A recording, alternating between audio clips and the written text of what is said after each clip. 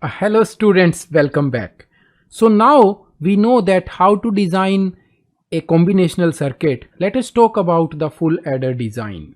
So in this video, we are going to talk about that what is the functionality of a full adder, how can we implement or how do we design a full adder using if-else statements, also using the case statements and only the gate level modeling. So these are the three different methods of implementing a full adder. There are few more which we will discuss in the future videos, but right now in this video let us focus on these three implementations.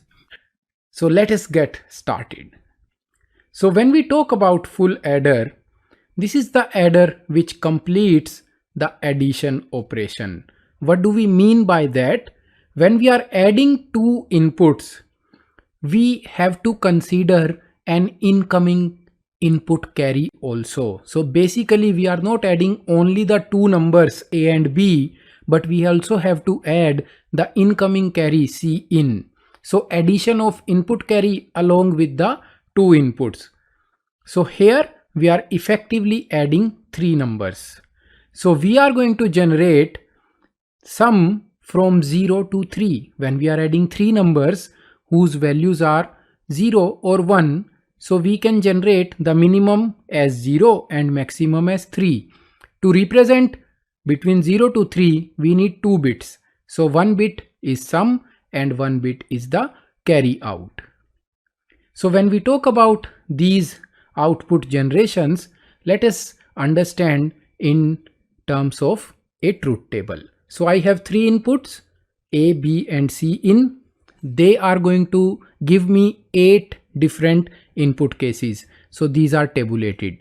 Now let us consider these cases. If I add 0 with 0 with 0, I get 0.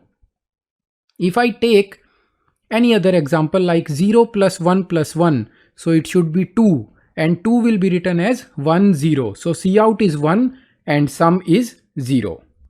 Similarly, if we take any other case like 1 plus 0, there the summation is only 1. So Cout is 0 and sum is 1.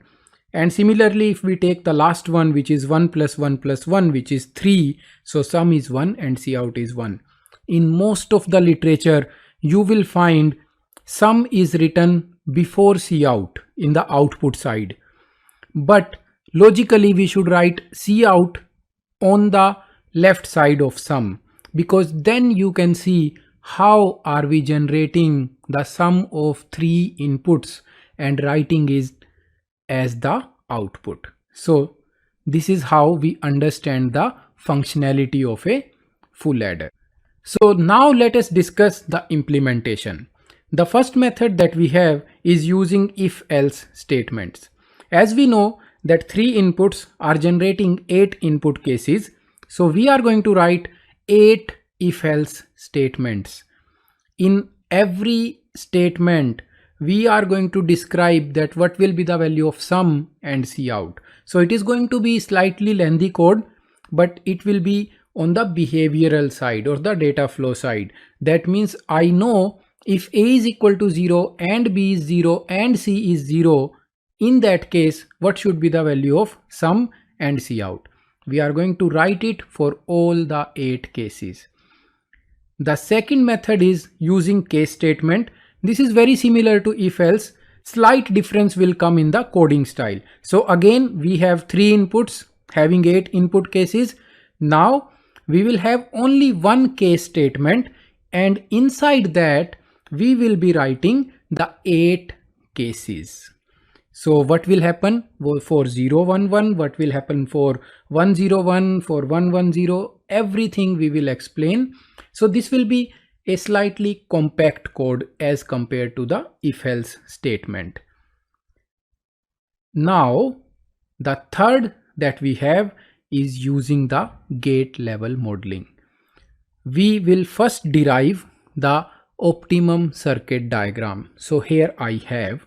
So we can visualize that we need only 5 gates using the gate level modeling.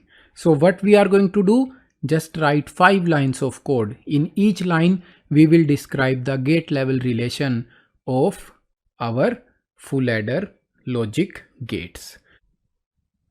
So students, now we know that how can we design a full adder using 3 different methods. Let us implement and verify using Vivado. We are going to do that in our next video. Keep learning. Thank you.